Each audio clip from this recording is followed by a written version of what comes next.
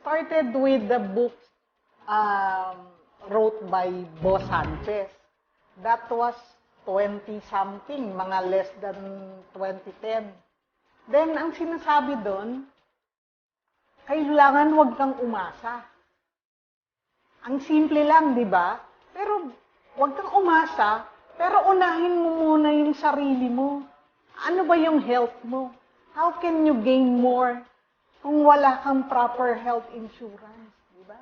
Then, doon na po nag-start. Then, I started to join yung grupo nila. Then, that's how I encountered Kaiser. So, tama lang. Unahin ko muna yung sarili ko. Pag nagkasakit ako, anong maiipon ko? Then, actually, after nun, nag-start na rin ako ng iba-ibang investment. And so far, I can say, I have and what I need. I have more than what I need.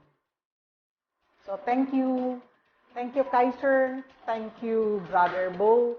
And thank you yung mga nag-encourage sa akin na sa different investment. Salamat, Kaiser. You really help a lot.